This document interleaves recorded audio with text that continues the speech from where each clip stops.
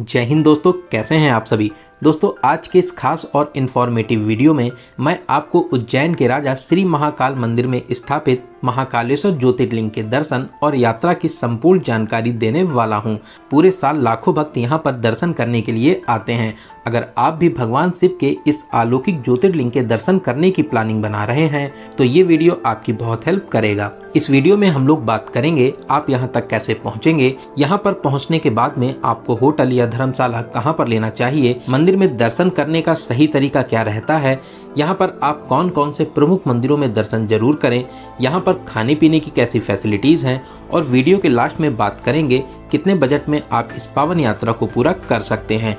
तो दोस्तों, इस वीडियो के माध्यम से आपको महाकालेश्वर ज्योतिर्लिंग के दर्शन और यात्रा की A to Z complete information share करूंगा। तो एक बार इस वीडियो को पूरा जरूर देखें जिससे आपको संपूर्ण जानकारी मिल सके। तो चलिए आज मेरे साथ घूमिए श्री महाकाल जी की नगरी उज्जैन में। दोस्तों, कमेंट बॉक्स में जय श्री महाकाल और हर हर महादेव जरूर लिखें।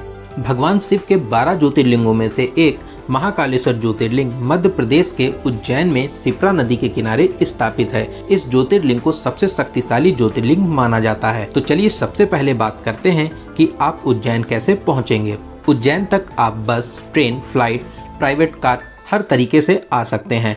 सबसे पहले बात करते हैं ट्रेन की। अगर आप बाई ट्रेन आना चाहते हैं तो आपको सभी प्रमुख स्टेशनों से उज्जैन तक डायरेक्ट ट्रेन मिल जाएगी।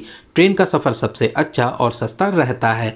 उज्जैन रेलवे स्टेशन से महाकालेश्वर मंदिर की दूरी मात्र 2 किलोमीटर रह जाती है। रेलवे स्टेशन के बाहर से ही आपको ऑटो और ई रिक्शा मिल जाते हैं। मात्र 20 रुपये पर पर्सन का किराया देकर आप आराम से मंदिर तक पहुंच सकते हैं। वहीं आप अगर ई रिक्शा रिजर्व करना चाहते हैं तो मात्र 50 से 60 रुपये देकर आप आराम से मंदिर के पास तक पहुंच जाएंगे। वहीं दोस्तों, बात करते हैं बस की। अगर आप अपने शहर से बस के माध्यम से यहां तक आना चाहते हैं तो रेलवे स्टेशन से कुछ ही दूरी पर बस स्टैंड बना हुआ है। अगर आपके शहर से डायरेक्ट बस यहां तक आती है तो आप आराम से बस के माध्यम से भी यहां तक आ सकते हैं। वहीं आप अगर फ्लाइट के माध्यम से आना चाहते हैं तो उज्जैन का नज़दीकी एयरपोर्ट इंदौर में है। इंदौर से उज्जैन की दूरी मात्र 55 किलोमीटर रह जाती है। इंदौर तक आप आराम से फ्लाइट के माध्यम से आ सकते हैं, फिर आप बस या टैक्सी के माध्यम से उज्जैन तक पहुंच सकते हैं। दोस्तों, अगर आप अपनी पर्सनल कार से आना चाहते हैं तो यहाँ तक आने के लिए ये भी एक अच्छा ऑप्शन रहता है। मंदिर के 500 मीटर रेंज में आपको बहुत सी पार्किंग फैसिलिटीज़ भी मिल जाएंगी, जहाँ पर आप 150 से 200 रुपये का चार्ज देकर 24 घंटे के लिए अपनी कार को पार्क कर सकते हैं। दोस्तों, यहाँ पर जगह जगह आपको पार्किंग की फैसिलिटीज़ मिल जाती हैं। तो मैंने आपको यहाँ पर सभी माध्यम को बता दिया है। आपके लिए जो बेस्ट ऑप्शन रहता है उससे आप आ सकते हैं। दोस्तों, मैंने इस यात्रा को ट्रेन से पूरा किया है। तो चलिए अब हम लोग आ चुके हैं उज्जैन। उज्जैन रेलवे स्टेशन के बाहर से ई रिक्शा लेकर अब हम लोग पहुंचेंगे महाकाल थाने के पीछे वाले रोड पर, जिसे सीढ़ियों वाला रास्ता भी बोलते हैं। यहाँ से कुछ सीढ़ियाँ चढ़ने के बाद में मात्र 100 मीटर की दूरी पर महाकाल मंदिर स्थित है। दोस्तों, रुकने और खाने पीने के लिए ये लोकेशन बेस्ट ऑप्शन रहता है। यहाँ पर आपको बहुत से होटल और धर्मशाला मिल जाएंगे। होटल्स की रेट की बात करें तो आप यहाँ पर 1000 से 1200 रुपये में नॉन AC रूम ले सकते हैं। वहीं AC रूम आपको 1400 से 1500 रुपये में बहुत ही आराम से मिल जाते हैं। आप अगर VIP होटल लेना चाहते हैं तो यहाँ पर बहुत ही अच्छे अच्छे VIP होटल भी बने हुए हैं।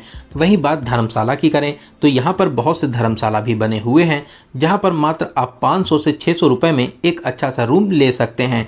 दोस्तों, यहाँ पर खाने पीने के लिए भी बहुत से ढाबे और रेस्टोरेंट बने हुए हैं, तो आपको इस लोकेशन पे होटल लेने से खाने पीने के लिए भी दूर जाना नहीं होगा।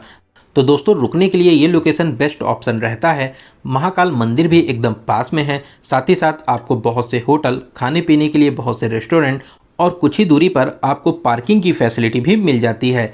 तो दोस्तों, रुकने के लिए ये लोकेशन सबसे बेस्ट ऑप्शन रहता है। अगर आप मंदिर ट्रस्ट के महाकालेश्वर भक्त निवास में रुकना चाहते हैं तो आप यहाँ पर भी रुक सकते हैं। यहाँ पर आपको डबल बेडरूम 1120 रुपये में स्टार्ट हो जाते हैं और आप यहाँ पर double bed, 4 bed, 6 bed, 8 bed और एक हॉल भी ले सकते हैं। दोस्तों, ये भक्त निवास भारत माता मंदिर के पास में ही स्थित है, लेकिन इसकी बुकिंग आपको ऑनलाइन करनी रहती है, क्योंकि ऑफलाइन में आपको रूम मिलना थोड़ा मुश्किल हो जाता है, क्योंकि ज़्यादा भीड़ होने के कारण आपको रूम खाली नहीं मिलते हैं। भारत माता मंदिर के पास में ही स्वस्तिक रेस्टोरेंट बना हुआ है, जहां पर आप मात्र 120 रुपये में भरपेट भोजन कर सकते हैं। तो दोस्तों यहाँ पर खाने पीने की भी आपको बहुत ही अच्छी फैसिलिटीज़ मिल जाती हैं। तो चलिए एक अच्छा सा रूम लेने के बाद में कुछ देर आराम करेंगे और फिर स्नान करने के बाद में अब हम लोग चलेंगे मंदिर में दर्शन करने के लिए। आप अगर चाहें तो यहाँ के प्रसिद्ध श्री राम घाट पर स्नान कर सकते हैं। मैक्सिमम लोग पवित्र शिप्रा नदी में स्नान करने के बाद ही दर्शन करने जाते हैं। तो चलिए सबसे पहले हम लोग चलेंगे महाकाल मंदिर में श्री महाकालेश्वर ज्योतिर्लिंग के दर्शन करने के लिए। दोस्तों यहाँ पर एंट्री करने के लिए बहुत से गेट बने हुए हैं। गेट नंबर 1, गेट नंबर 2 और गेट नंबर 4 से आप एंट्री कर सकते हैं। यहाँ पर बहुत ही ज़्यादा भीड़ भाड़ होती है। नॉर्मल लाइन में दर्शन करने में आपको लगभग 1 घंटा लग जाता है, वहीं बहुत ज़्यादा भीड़ होने पर आपको 5 से 6 घंटे का समय भी लग सकता है। तो आप अगर जल्दी दर्शन प्राप्त करना चाहते हैं तो गेट नंबर 4 के पास में ही शीघ्र दर्शन का काउंटर बना हुआ है, जो बड़ा गणेश जी मंदिर के पास में स्थित है। शीघ्र दर्शन के लिए 250 रुपये पर पर्सन का चार्ज देकर आप मात्र 10 से 15 मिनट में दर्शन प्राप्त कर सकते हैं। वहीं आप अगर गर्भगृह में जाकर दर्शन करना चाहते हैं तो इसके लिए आपको 750 रुपये पर पर्सन का चार्ज देना रहता है और आप धोती और गमछा पहनकर गर्भगृह में प्रवेश कर सकते हैं। धोती आपको इसी 750 रुपये में मिलती है जो यूज्ड रहती है। बाद में आपको ये धोती वापस करना रहता है। आप अगर चाहें तो अपने लिए नई धोती भी ला सकते हैं। वहीं दोस्तों आप अगर इस साल सावन में दर्शन करने आ रहे हैं तो आप गर्भगृह में जाकर दर्शन नहीं कर पाएंगे, क्योंकि पूरे सावन भर 2 महीने के लिए गर्भगृह में प्रवेश बंद कर दिया गया है। आप सावन के बाद में फिर से गर्भगृह में प्रवेश करके आराम से भगवान जी के दर्शन कर सकते हैं। तो दोस्तों आप चाहें तो शीघ्र दर्शन कर सकते हैं, गर्भगृह में जाके दर्शन कर सकते हैं, या आप नॉर्मल लाइन में लगकर महादेव जी का जयकारा लगाते हुए आगे बढ़ते रहें और महाकाल जी के अलौकिक दर्शन प्राप्त करके अपने जीवन को सफल बना सकते हैं। दोस्तों बहुत ही दिव्य और अद्भुत ज्योतिर्लिंग है। महादेव आपकी सभी मनोकामनाओं को जरूर पूरा करें। महाकाल मंदिर परिसर में बहुत से देवी देवताओं के मंदिर बने हुए हैं। आप आराम से यहाँ पर सभी देवी देवताओं के दर्शन करके फिर आप मंदिर के बाहर आ सकते हैं। मंदिर से बाहर आकर आप महाकाल लोक में भी घूम सकते हैं। भक्त जनों के लिए बहुत ही सुंदर और विशाल लोक बनाया गया है। महादेव जी की अनेक लीलाओं को मूर्तियों के माध्यम से दिखाया गया है। लेकिन दोस्तों मैं आपको एडवाइस करूंगा, अगर आप शाम को महाकाल लोक में घूमने आते हैं तो आपको बहुत ही ज़्यादा अच्छा लगेगा। लाइट में ये महाकाल लोक एकदम स्वर्ग जैसा लगता है, तो आपको रात में यहाँ पर बहुत ही ज़्यादा अच्छा लगेगा। तो आप कोशिश करिए कि एक बार शाम को यहाँ पर घूमने जरूर आइए। महाकाल लोक से ही आपको भारत माता मंदिर दिख जाता है। तो अब हम लोग चलेंगे भारत माता मंदिर में दर्शन करने के लिए। बहुत ही आकर्षक मंदिर बना हुआ है। मंदिर के बाहर ही अखंड भारत को दिखाया गया है, जिसे देखकर आपको बहुत ही ज़्यादा अच्छा लगेगा। सीढ़ियाँ चढ़कर आप ऊपर आ जाइए और यहाँ पर आप भारत माता के दर्शन कर सकते हैं। दोस्तों बहुत ही ज़्यादा आकर्षक मंदिर बना हुआ है। आप यहाँ पर अपनी यादों के लिए प्यारी प्यारी फोटोशूट करा सकते हैं।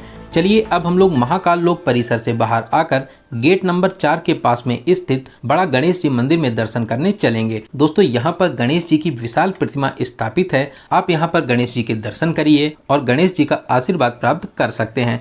दोस्तों बहुत ही प्यारा मंदिर है। आप यहाँ पर दर्शन करने जरूर आइए। यहाँ पर दर्शन करने के बाद में मात्र 100 मीटर की दूरी पर ही विक्रमादित्य टीला स्थित है, जहाँ पर विक्रमादित्य जी का मंदिर भी स्थापित है। साथ ही साथ महाराजा विक्रमादित्य की विशाल प्रतिमा भी यहाँ पर बनी हुई है। आप यहाँ पर जरूर आइए। यहाँ पर आपको बहुत ही ज़्यादा अच्छा लगेगा। दोस्तों यहाँ पर घूमने और दर्शन करने के बाद में अब हम लोग चलेंगे माता हर सिद्धि मंदिर में दर्शन करने के लिए, जो यहाँ से मात्र 300 मीटर की दूरी पर स्थापित है। आप मुख्य द्वार से प्रवेश करके माता के अलौकिक रूप के दर्शन प्राप्त कर सकते हैं। शाम को यहाँ पर दीपदान भी किया जाता है। साथ में अगर आप यहाँ पर शाम को आते हैं तो आप माता रानी की आरती में भी शामिल हो सकते हैं। बहुत ही दिव्य और अलौकिक मंदिर है। जितने भी लोग महाकाल जी के दर्शन करने आते हैं वो इस मंदिर में दर्शन करने जरूर आते हैं। तो आप अपनी लिस्ट में इस मंदिर को जरूर शामिल करें। आप एकदम भी इस मंदिर को मिस ना करें।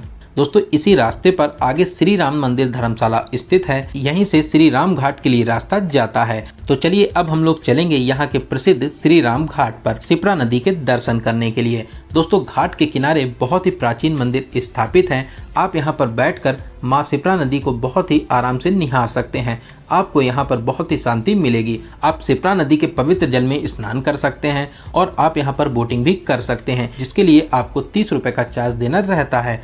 आप बोट के माध्यम से शिप्रा नदी की प्यारी सी यात्रा कर सकते हैं। दोस्तों, शाम को यहाँ पर आरती का आयोजन भी होता है। अगर आप शाम को आते हैं तो आप आरती में भी शामिल हो सकते हैं। आपको यहाँ पर आरती में शामिल होकर बहुत ही ज़्यादा अच्छा लगेगा। दोस्तों, इन सभी मंदिरों में दर्शन करने के बाद में अपने रूम पर आ जाएंगे, कुछ देर आराम करेंगे और अब हम लोग चलेंगे उन मंदिरों में जो यहाँ से लगभग 7 से 8 किलोमीटर की दूरी पर स्थित हैं। इन मंदिरों में दर्शन करने का सबसे अच्छा तरीका रहता है, आप ऑटो बुक कर लीजिए। ऑटो वाले आपसे 3 से 4 पर्सन का 400 से 500 रुपये चार्ज करते हैं। सभी प्रमुख मंदिरों में दर्शन कराने के बाद में आपको फिर से यहीं पे ड्रॉप कर देते हैं। तो सबसे पहले हम लोग चलेंगे संदीपनी आश्रम में दर्शन करने के लिए, जो यहाँ से 4 किलोमीटर की दूरी पर स्थित है। संदीपनी आश्रम भगवान श्री कृष्ण जी का गुरुकुल है। भगवान श्री कृष्ण और सुदामा जी ने यहीं पर शिक्षा प्राप्त की थी। यहाँ पर आप श्री कृष्ण जी द्वारा सीखी गई 14 विद्याओं को बहुत ही अच्छे तरीके से देख सकते हैं। आश्रम परिसर में और भी मंदिर स्थापित हैं। आप यहाँ पर महादेव जी के दर्शन कर सकते हैं। साथ ही साथ यहाँ पर पास में ही कुंड बना हुआ है, जहाँ पर आप कुछ देर बैठकर आराम भी कर सकते हैं। यहाँ पर श्री कृष्ण जी की पाठशाला भी स्थित है। साथ ही साथ कुबेर जी का भी मंदिर स्थापित है। यहाँ पर दर्शन और घूमने के बाद में अब हम लोग चलेंगे अपने अगले प्लेस पर। हम लोगों का अगला प्रमुख मंदिर है श्री मंगलनाथ मंदिर। ये पूरे विश्व में अकेला मंदिर है जहाँ पर मंगलनाथ जी के दर्शन होते हैं। अगर किसी को मांगलिक दोष है तो यहाँ पर पूजा अर्चना कराने के बाद में आप दोष मुक्त हो सकते हैं। अगर आप चाहें तो यहाँ पर पूजा अर्चना भी करा सकते हैं। यहाँ पर दर्शन करने के बाद में अब हम लोग चलेंगे उज्जैन के कोतवाल काल भैरव मंदिर में दर्शन करने के लिए। श्री महाकाल उज्जैन के राजा हैं और श्री काल भैरव उनके सेनापति। श्री काल भैरव मंदिर में बहुत ही ज़्यादा भीड़ भाड़ होती है। यहाँ पर दर्शन करने में आपको 1 से 2 घंटे लग सकते हैं। अब हम लोग मंदिर में प्रवेश करेंगे, श्री काल भैरव जी के दर्शन प्राप्त करेंगे और यहाँ पर आप दीपदान भी कर सकते हैं। दीपदान की विशेष मान्यताएं हैं। आप अगर चाहें तो यहाँ पर दीपदान भी कर सकते हैं। दोस्तों, यहाँ पर दर्शन करने के बाद में अब हम लोग चलेंगे गढ़कालिका जी के दर्शन करने के लिए। ये मंदिर भी बहुत ही ज़्यादा प्रसिद्ध है और अपनी दिव्य शक्तियों के लिए जाना जाता है। यहाँ पर माता रानी के प्यारे से दर्शन प्राप्त करेंगे। दोस्तों, यहाँ पर दर्शन करने के विशेष फल मिलते हैं। आप अपनी लिस्ट में इस मंदिर को जरूर शामिल करिए। दोस्तों, बहुत ही अलौकिक मंदिर है। आप यहाँ पर दर्शन करने जरूर आइए।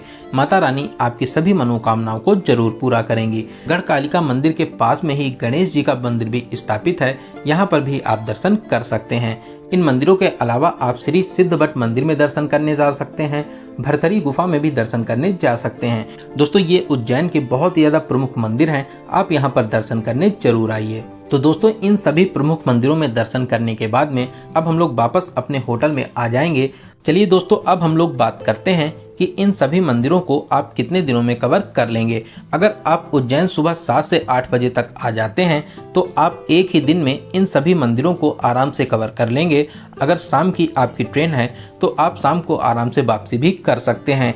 वहीं आप अगर दोपहर में या शाम तक उज्जैन पहुंचते हैं तो शाम को आप सबसे पहले महाकाल जी के दर्शन प्राप्त करिए और फिर महाकाल लोक में घूम सकते हैं। फिर आप बड़ा गणेश जी, हरसिद्धि मंदिर, रामघाट, इन सभी जगहों को कवर कर सकते हैं और फिर रात में आप अपने होटल में स्टे करिए और अगले दिन आप जो यहाँ से 7 से 8 किलोमीटर की दूरी पर मंदिर स्थित हैं उन सभी को आराम से कवर कर सकते हैं। फिर आप दिन वाली या शाम वाली ट्रेन से अपने घर के लिए भी वापसी कर सकते हैं।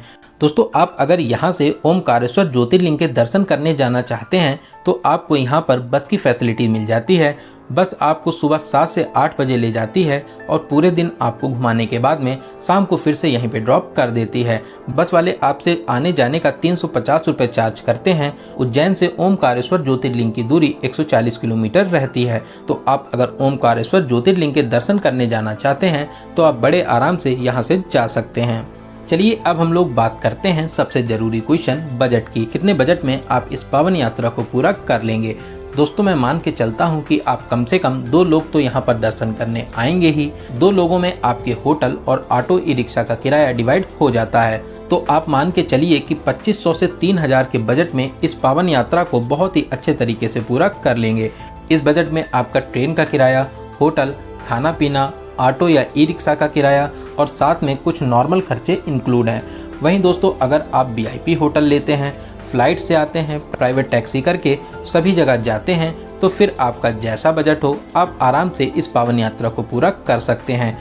तो दोस्तों यहाँ पर मैंने आपको उज्जैन की यात्रा और महाकालेश्वर ज्योतिर्लिंग के दर्शन की हर एक छोटी बड़ी जानकारी को बहुत ही अच्छे और सही तरीके से बताने की पूरी कोशिश की है। मैंने हर एक क्वेश्चन को कवर करने की पूरी कोशिश की है। अगर फिर भी आपके कोई क्वेश्चन रह जाते हैं तो आप हमें कमेंट के माध्यम से पूछ सकते हैं। बहुत ही जल्दी आपके कमेंट का रिप्लाई दिया जाएगा। दोस्तों आपको ये वीडियो कैसा लगा और आप इस वीडियो को कहाँ से देख रहे हैं कमेंट बॉक्स में ज़रूर बताइएगा। अगर आपको ये वीडियो अच्छा लगा हो तो वीडियो को लाइक ज़रूर करें, साथ ही साथ अपने सभी फ्रेंड्स और रिलेटिव में ज़रूर से ज़रूर शेयर करें। अगर आपने अभी तक अपने चैनल यात्रा मित्र को सब्सक्राइब नहीं किया है तो सब्सक्राइब करके हमसे जुड़ जाइए और साथ ही साथ बेल आइकन प्रेस करने के बाद में ऑल नोटिफिकेशन को ज़रूर क्लिक करिए। तो चलिए दोस्तों अब मिलते हैं किसी ऐसे ही इन्फॉर्मेटिव वीडियो में। तब तक आप अपना और अपने परिवार का बहुत ज़्यादा ख्याल रखें। आपकी यात्रा सफल, सुगम और मंगलमय हो। जय हिंद, जय भारत, हर हर महादेव।